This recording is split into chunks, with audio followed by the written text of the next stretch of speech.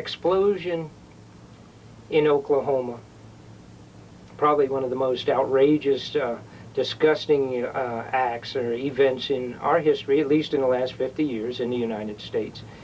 And the American patriots have worried about these types of events taking place and the possibility, whether they're done and carried out by bad persons that may want to move us into the elimination of our constitutional rights, or if they're just used or utilized as a tool by those people that would like to tighten up and eliminate the Constitution or eliminate your basic constitutional rights. Either way, it doesn't make any difference. We did witness, after the Oklahoma bombing, the immediate attempt to do exactly that, to pass terrorist legislation, as Adolf Hitler did after the Reichstag in Germany. Hitler came forward before his people and said, give me the power to arrest these people. Give me individually, put the power in the presidency. Let me have the power to arrest those persons that are involved. We saw the same thing happen in the United States of America 50 years later with the explosion of the Oklahoma building, the federal building in Oklahoma. Bill Clinton immediately came forward and attempted to run this outrageous terrorist bill through, which included search and seizures without warrants and every other outrageous piece of garbage that you could imagine to eliminate your rights. They tightened up all over the place, telling us we had terrorists in our backyard, and we have to do this, and you have to give up some of your freedoms. You have to give up your freedom on the basis of this terrorism. The truth is, in my opinion, I don't know, maybe what the definition might be for everyone, but terrorism commonly is an event when some group or characters or whatever it may be say we're going to mandate, we want this and this and this. If we don't get it, then we're going to do this or we're going to do that. After the event, they come forward, claim that they did it, and that they were going to do something else, and therefore it becomes terroristic in nature. That's not the case here. They never called the mad bomber in the 50s that ran all over New York City, blowing up buildings, or not, excuse me, not blowing up buildings, blowing up the subways, if I remember correctly, and I was just a youngster at that time. They called him a mad bomber. He certainly was not called a terrorist, and they didn't use it to pass laws to forbid you to walk on the street at night. They didn't use it to eliminate your constitutional rights. And as many of you know, part of that program was laid out to demonize the militia patriots in the United States of America. And it was used as a tool very specifically by a controlled media, ABC television, to be very specific, took a presentation that Lieutenant Colonel Bo Greitz had made, a public appearance, where he had already scheduled it. It was a regular appearance of Bo's. He spoke at that small group, someplace I believe in Denver, and at that appearance, someone asked him about the bomb, and he was talking in general terms about the bomb and the event. This is very, very close, almost a day or two after the bombing had taken place. And he described it from a munitions expert's background. He described it as being an extremely well done bombing. And the term that he used, and he was pointing out, as a matter of fact, that this bombing would not have been done randomly by a few loose cannons, as you will. That had to be really very well schooled persons that carried out this type of a bombing. And the terminology he used was, this was like, in comparing it to a painting, this would have been considered to be a Rembrandt of an explosion, of a demolition explosion. That the expertise involved here would have made it excellent as a quality of like the equivalent of a Rembrandt of a painting of an explosion. Certainly not saying that this was a wonderful piece here. Certainly not saying that this thing was, that it was good or that anything in that direction, but saying that the quality of the expertise involved in this explosion was far beyond that of what one might expect from a loose cannon or disgruntled ex-Marine. ABC television took that out of context, went on the air with it, Brian Ross and Peter Jennings discussing it. And Brian Ross said, see, there we go. All they showed was the fact that Bogarde said that this was a Rembrandt. And Brian Ross, in front of 12 million people on the Peter Jennings news report, said, well, there you go, Peter. Bogarde thought it was a Rembrandt of an explosion that killed the babies. They also, at the same time, took out of context one of the newsletters from the Militia Montana. The newsletter, the Militia Montana newsletter we'd put out a week or, excuse me, I guess it was probably the previous month coming into it. And we were warning people about April 19th because we had been notified by a Federal Bureau of Investigation agent. We had been supplied from him a satanic schedule, a satanic calendar. Wow, that's pretty strange. And Ted Gunderson, a former agent with the Federal Bureau of Investigation, had many years ago actually put together this outrageous calendar that he had discovered in Satanism. And it showed that April the 19th was a time when, for Satanists to destroy children and going into some type of a festival of Satan. And along with that and a few other things, we had pointed that out in a newsletter. We also had someone who was about to be executed on the 19th of April. And we had asked for people to get off of their hands and to move. It was a time for action, was the quote. The action being contact the governor and try to stop the execution on a fellow patriot. That also was taken out of context by this disgusting news reporting and was put on that we had called, by saying take action now, that we had called for some kind of event like that blowing up of that building, which is outrageous, immoral reporting by a controlled media that is absolutely, absolutely working with those people that would want to portray American patriots as bad guys. Later on, we had Bill Clinton make the statement of how dare the American patriots call themselves American patriots. How dare we call ourselves patriots for even questioning the government? On another tape, we'll discuss that, but that's, he needs to go back and read the Declaration of Independence. Everybody needs to reread the Declaration of Independence. But what happened was, with the Senate and Congressional inquiry that they put together, they requested the members of the militia from around the country to come forward to the Senate and talk on terrorism, testify, if you will, as to what is the patriot and militia movement all about. And we did that, and at that particular hearing, I made the statement to Senator Specter, Arlen Specter of Pennsylvania, that there certainly was more than one bomb that went off in Oklahoma. The back end of that was that Senator Specter requested myself to put together a report, which I then did, and it actually took about 2 months to be able to accomplish the report. We have now hand-delivered it to Arlen Specter and the Senate.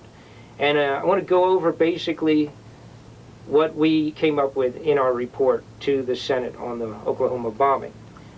The first point, according to experts that utilize fertilizer, the material that they claim was in the yellow truck, the very first point is that that fertilizer type material, if you put it into 8 or 9 or 10 different barrels, which is what they claim, inside of a truck, you instantly have a problem because you no longer have a singular explosive device. You now have 8 or 9 or 10 or whatever it would have been. So you have kind of a trick in terms of detonating it simultaneously, instantly. As a matter of fact, according to the experts and the people even make it, that's almost totally a physical impossibility in 8 or 9 or 10 different containers. So now they claimed, as a matter of fact, it was interesting because the bomb, when it started off, they said was about a 1,000-pound bomb that would have done it. The following day, the bomb was considered to be 2,000 pounds. A day or two later, they said it was at least 2,500 pounds. Within another day or two, it had reached the size of about 3,500 pounds. And finally, after milling it over, they decided the bomb was probably 4,000 pounds or 4,500 pounds. So now what we had here, of course, for starters, was a bomb that grew on a daily basis in a means by which to fit this into the story they're telling us, and that was that this truck pulled up in front of the building, parked, was detonated, and blew this whole building to smithereens as we saw it. Well, the experts, for one thing, point out that there's a couple problems with that. Either way you mix these fertilizer pellets with this fuel oil, which is what they told us was done here, either way you mix it, if you mix it too much one way or not enough the other, it puts out two different caustic, toxic fumes, very profuse. And they're each are a little different depending on what the mixture is, but nonetheless it's so toxic that typically you would not be able to walk into the area, not even walk in the area for quite a bit of time. I mean, you wouldn't be able to breathe, and it would have been like that black residue in the air like we saw in the Twin Towers explosion. If you folks will remember the black all over people's faces and choking and coughing, there's no way you can breathe in the area. None of that existed with this particular bomb. Now, additionally, the experts tell us that about 10% of this bomb would not, in fact, even be detonated. Well, let's see. If we're talking 4,500 pounds of this bull, then we're talking 400 pounds of residue that would not have been exploded, the particles themselves, and it would have been splattered all over the area. Well, there was none in the area. Well, son of a gun. Well, it was some kind of a bomb. We certainly know that the truck blew up.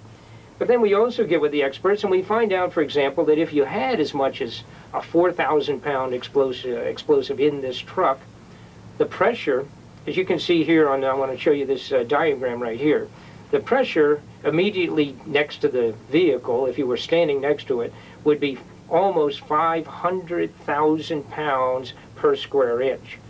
I mean, which is devastating, 500,000 pounds potential. If someone was standing directly next to the truck at the point of explosion, it would be totally vaporized. There's no question about that. But an interesting thing happens in a above-ground open-air explosion, which technically is what this was, without being directed and not being some kind of a special device or a directional bomb. What happens here is by the time the power, the force blast, the pushing strength of this bomb has reached inside to the building, where they tried to tell us it sheared off columns on the 3rd floor. By the time it reaches that point, it's diminished to about 46 pounds per square inch. That's sort of like you and your friend kicking the side of a pillar of hardened cement with 1-inch rebar inside, steel reinforcement, iron reinforcement inside, and shearing it off with the force of your kick. Somehow I don't buy that story. Additionally, if you'll notice here from this picture, you'll notice that these columns here were the ones that were sheared off. They're gone. That's what brought that section of the building down. You see how it's dropped down here and fallen down like a pancake configuration, one floor on the other, obviously causing quite a bit of damage. But regardless of that, where this column was, right here in this area where the column was, if you look over next to it, these columns have not even had damage to the face of simple plasterboard. 1/2-inch plasterboard has not even been affected by the blast, only a few feet away on another column. What's wrong with that picture, folks? It's not going to happen. Physical impossibility. We are being lied to on this bomb. Additionally, the force would have blown material where the truck was, would have blown everything away. You can see here in this footage, there's debris actually on the roof of the building across the street.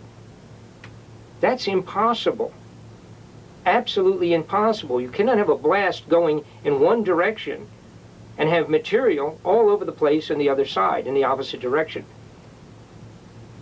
Then we get to one of the more interesting points of the 2nd and 3rd bomb that was inside the building that did in fact shear off those columns, set inside by an insider. What we have here is the seismographic charts that were taken that day. This first blast you can see here, this blast was the major blast, probably the truck.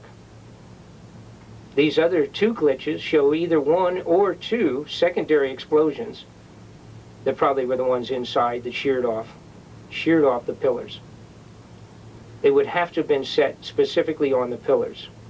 And my impression of what I've gone over for the last few months, which includes talking to experts, talking to FBI agents and everyone you could imagine, some 37 different people involved here. My impression is that there was two other bombs that went off inside, and that there was two other bombs that did not go off and were retrieved. Let's watch a little bit of this footage here. Agents who were caught up in the bombing are now working the case, and they have determined, of course, as we know now, that it was a bomb. A second bomb was found, and there are reports of a third bomb.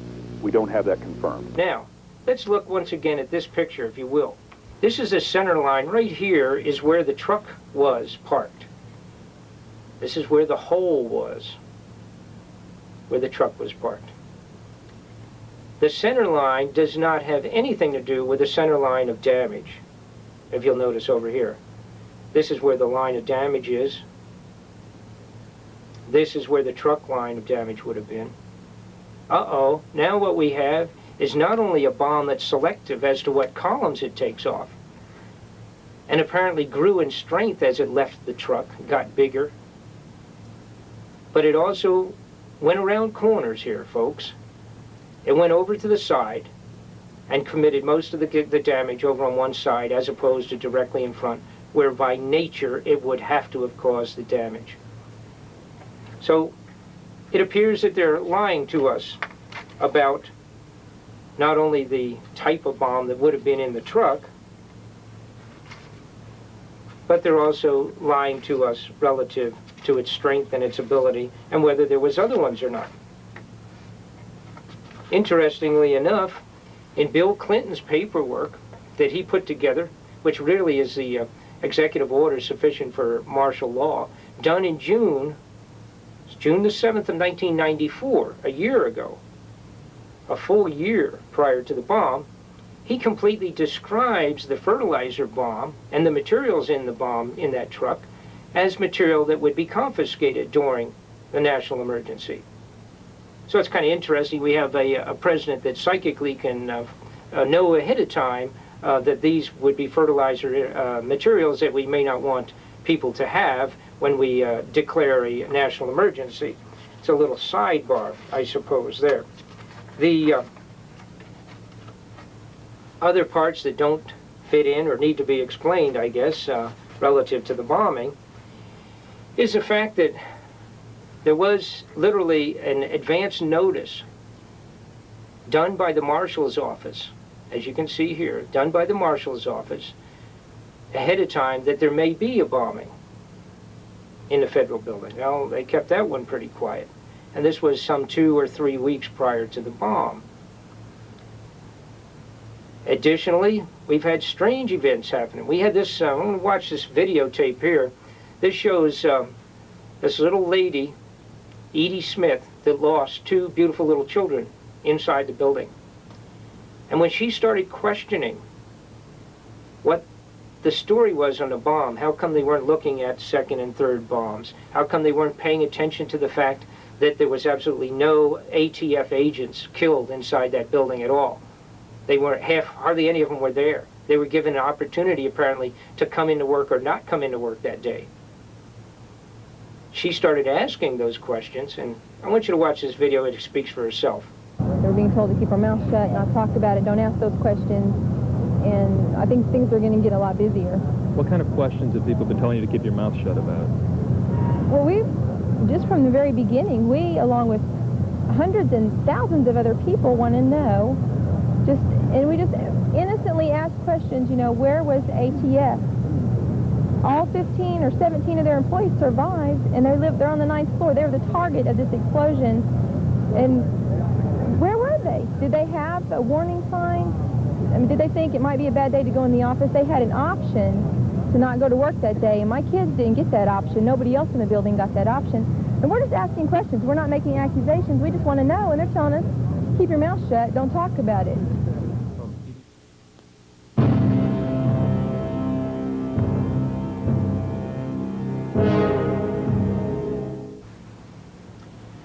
Well, what can I say?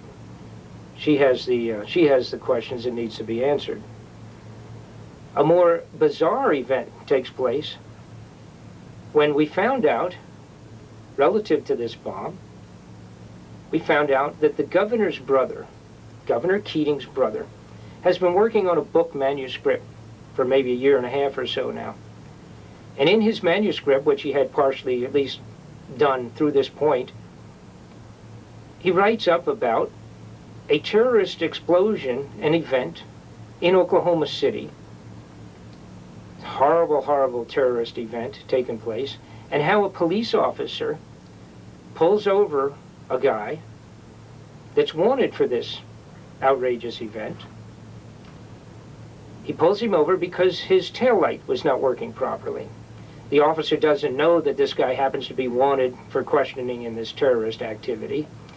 And he tickets him, and then, however, realizes, brings him in, arrests him, and realizes that he was wanted for this inquiry relative to a terrorist act in Oklahoma. Now remember, this is a book done a year ago by the governor's brother of Oklahoma. The name of the fellow that's pulled over is Tom McVeigh. The name of the fellow that was pulled over by the officer by chance, because he had no license plate on his vehicle, a short time after the bombing, was named Tim McVeigh in real life. And Tom McVeigh pulled over by accident in a story written a year ago by the governor's brother of Oklahoma. I know, it's just a coincidence. Have a mathematician run that coincidence, coming up with the name Tim McVeigh and Tom McVeigh, and a vehicle randomly pulled over by a police officer per chance after an Oklahoma terrorist act. Run that through some mathematicians and see what the percentage chances are of that. And if there aren't any questions to be asked about that, well, then we'll just forget about that one also and mark it up as coincidence. Then we had the disgusting intimidation of witnesses here. Of course, they first off demonized Tim McVeigh. Apparently in the United States of America, people are assumed guilty the moment somebody picks them up or points a finger at them. That seems to be the new method of operation for the law enforcement. I'm sorry, I don't buy that. Let's stick to the Constitution. Let's stick to the basis that you're innocent until proven guilty, for starters. Let's not, because when it happens to you, then you're going to really be upset. You'll be yelling and screaming and asking for people to help you out because they're saying you did something and you didn't do it. Let's keep everybody on the same even keel, and that is that you're innocent until proven guilty. They threatened with outrageous garbage and pressure the little sister of Tim McVeigh. Tim McVeigh's sister was picked up every day for a week, hidden off in a motel room by FBI agents and other agents of the government, questioned and interrogated, told that if she didn't come forward and start telling them information about Tim McVeigh, obviously looking for information that would indicate that he was guilty, that she was going to end up getting life or the electric chair for killing these little babies. Tim McVeigh's sister harassed 8 to 10 hours a day in an enclosed motel room with pictures hanging on the wall showing her and Tim McVeigh and babies and burnt buildings and all the rest of that kind of garbage on a regular basis. FBI's been taking a lot of heat for falsely putting together artificial evidence all over the place. That came out in the Simpson trial. The FBI's taken a lot of heat relative to the Waco and the Weaver and all those episodes and all the rest of that. They damn well should take some heat for this one too. Contact somebody and ask them what the story is with the intimidation of Tim McVeigh's sister, who had nothing to do with this at all. Nothing to do with this.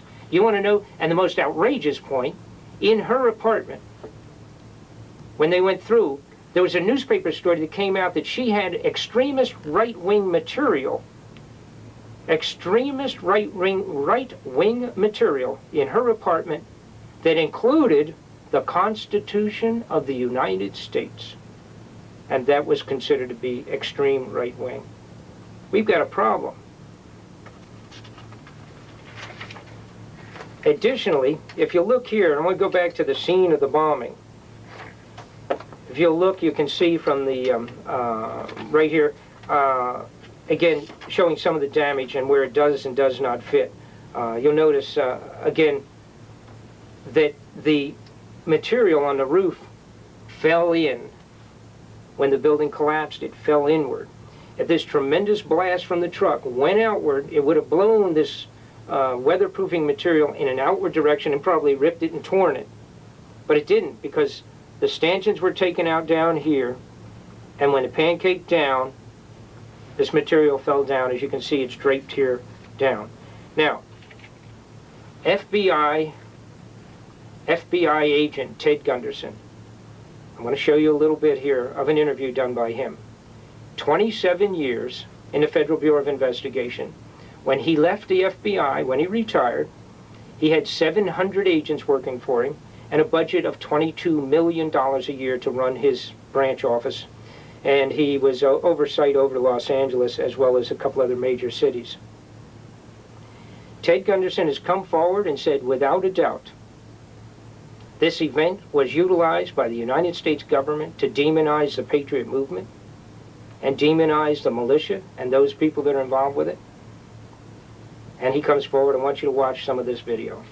I'll have to say, in all honesty, in all sincerity, there's no question in my mind, and this is my opinion, that an incident occurred or was established or happened that was planned, and the purpose of that was to enrage the American public, and two, to make sure and force Congress to pass anti-terrorism legislation, which we do not need, but which at the same time would imperil our civil liberties and further erode our civil rights and help destroy what we believe in our Constitution.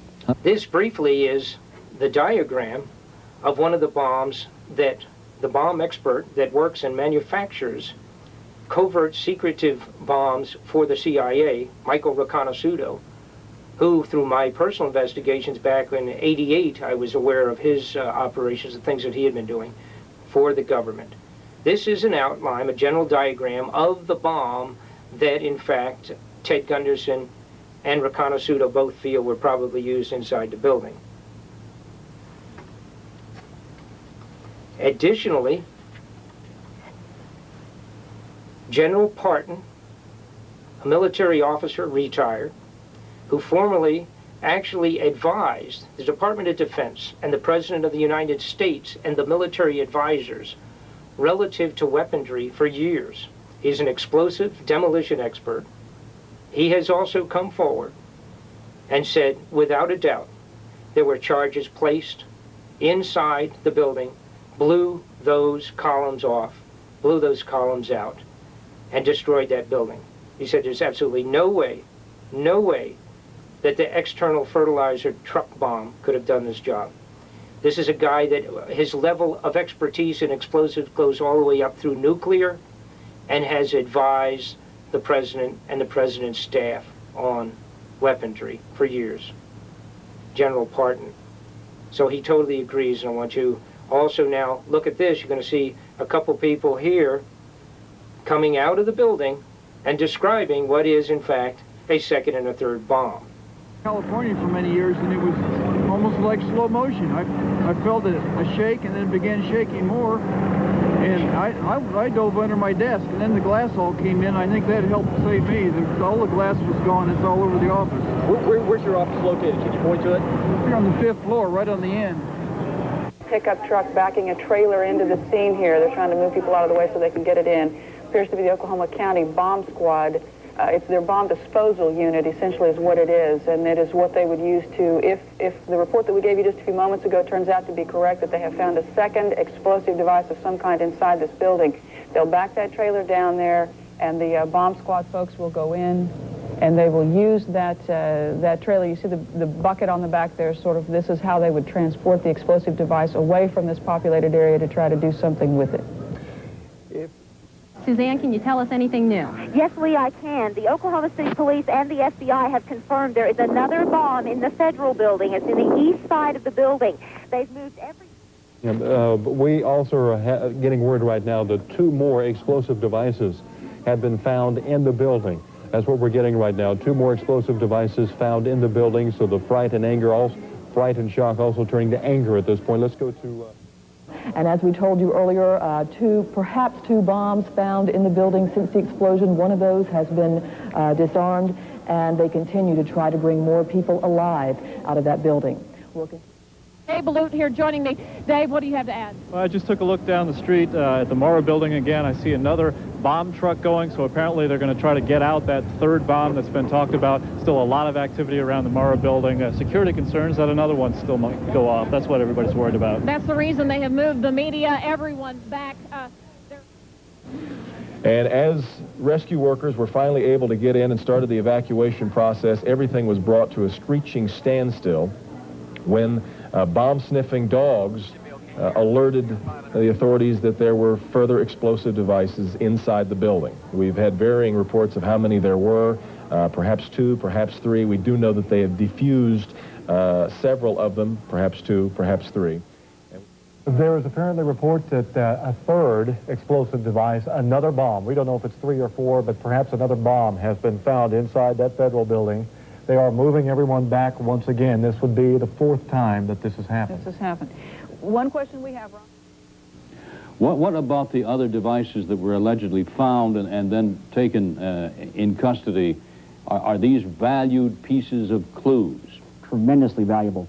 Since they did not explode and apparently have been successfully disarmed from what we hear, that will give us a chance to look at how they twisted their wires.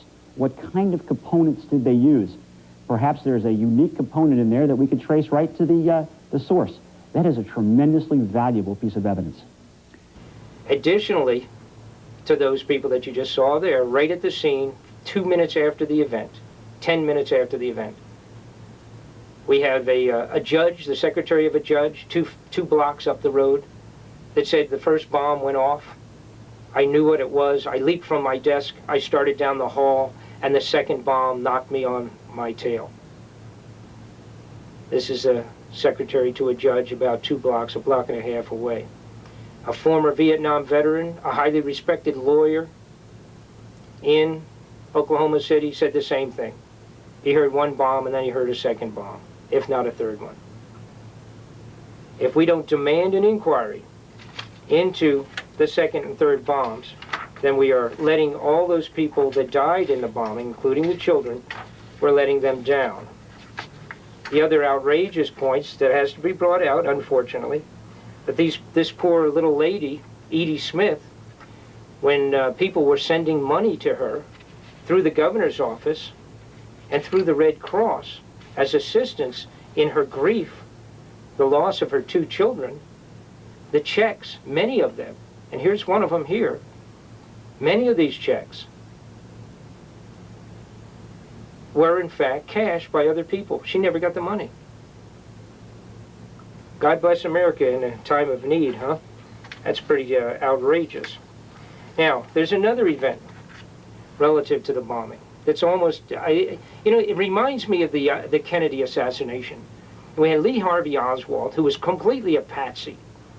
The only guy ever to say anything honest during that entire inquiry, I think, when the Kennedy thing took place, is Harvey Oswald himself, when he was being brought out of prison, or brought from the jailhouse, and he said, I am a patsy. We have that over again.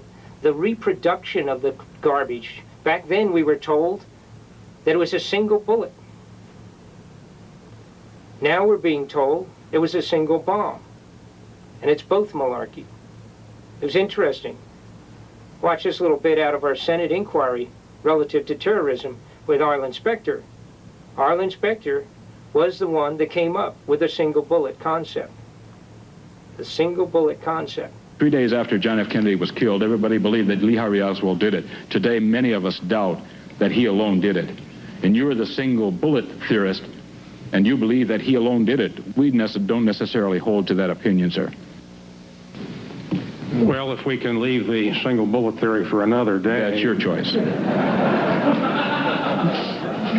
A short time after the bombing took place and everything was settled down, there was some more outrageous acts. This is where it connects to covering up, as we know, all the cover-up that went in the Kennedy assassination. There were people killed. As a matter of fact, there ended up being 100 people killed, 200 people killed that were witnesses or connected to witnesses. Anybody that knew anything in the Kennedy thing was taken out. And the cover-up was immediate. They dismantled Kennedy's limousine. Why would you ever do that? They dismantled it because there was another bullet or two in it, and that would have screwed up the single bullet theory. That's part of the reason. Well, what did they do with the Oklahoma building? They immediately destroyed it. They blew it apart. Now let me tell you what they did. They came in with tons and tons of dirt and filled it. After they picked up the basic debris, they filled it in totally so you cannot go in and chemically do any analysis inside the pillars inside the building.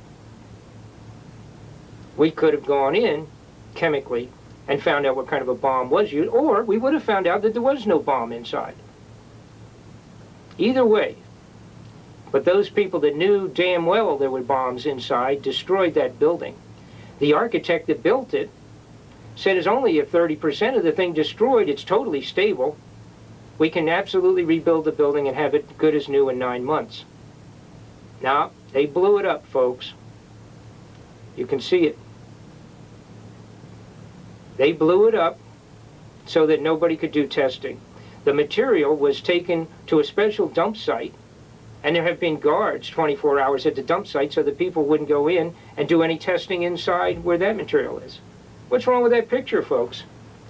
And then we had what's almost out of an outrageous, terrible act, almost something that's humorous. You can see here, this is a letter that came originally from the medical examiner in Oklahoma. They had found, you heard about it on the news, on the synthetic news at night, that they had found a leg inside a boot, had been severed off. It had some camouflage clothing on it, as in a military uniform, in a boot wearing a couple of socks. This letter, as you can see, explains that it appears to be a Caucasian white male leg, and goes on even to describe its approximate height and weight of the person, which is easy to do with forensics. However, guess what happened, folks? 15 days later, when it came back out of the laboratory, it had undergone a sex change. It is now a female leg. Not only had it gone a sex change, but it has also gone a racial change. It is now a black female leg. Now, then, with the press release, they said, since it was a black female leg, apparently it had nothing to do with any of the people that were carrying out the bombing. So, forensics now have gone to an extreme step beyond what we could ever imagine. Not only does it have a sex and a color change, but now we can tell whether it was a motivated person to be involved with a bombing from just looking at the lower part of a human leg. Unfortunately, that's almost humorous in the middle of an outrageous cover-up by our government once again. You need to contact people at the highest level, because the application and use of this outrageous event to move the one world government forward to interfere with your constitutional rights is out of control, and you need to contact people right away and put a stop to it. Let them know about this tape. Let all your senators and congressmen know that the report is available, has been delivered to Senator Specter's office. All of it, completely. Let them know that Senator Thompson from Tennessee also has it in his office, hand-delivered by myself personally. And let's find out how many senators and congressmen are going to look at this and review it and decide, like they should, that there's something amiss here and that it needs to be looked into. The professionals have stepped forward and told you what really went on at that building. Let's find out if, in fact, anybody's going to do anything? Or are we looking at a Lee Harvey Oswald once again? We have information, as a matter of fact, that the evening before, that the yellow truck was delivered by Tim McVeigh to someone in a McDonald's parking lot. There was 2 cameras there that apparently our understanding is picked up the activity. Tim McVeigh came and delivered the keys and took a few bucks for delivering the truck. If that's the case, that changes it right away. Both cameras, the one in the gas station across the street and in the McDonald's, have been confiscated by the FBI. The footage of the truck blowing up, which was briefly shown, as a matter of fact, I believe on CNN, maybe once. Maybe it was ABC, but it was CNN, I think. I think that's who it was. It was in their hands at some point in time. But that tape is gone. I don't know what's on it. What else might be on it that could be beneficial? That's been confiscated. Again, I recall the old Kennedy assassination business, where everybody that had a film lost it, and we've lost it. It's gone. Contact your senator and congressman. Let's make an issue out of this. Thank you. Now we can see a new world coming into view. A world in which there is the very real prospect of a new world order. The new world order does not mean surrendering our national sovereignty or forfeiting our interests.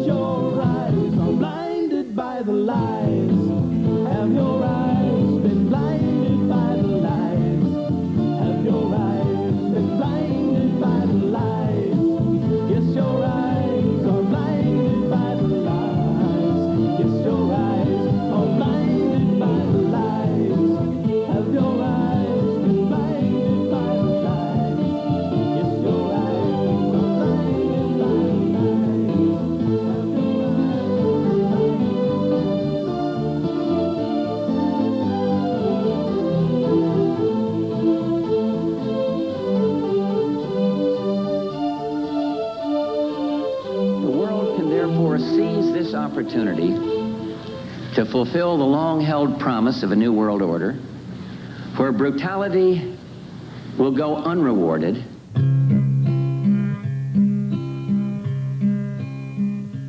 Just in case you don't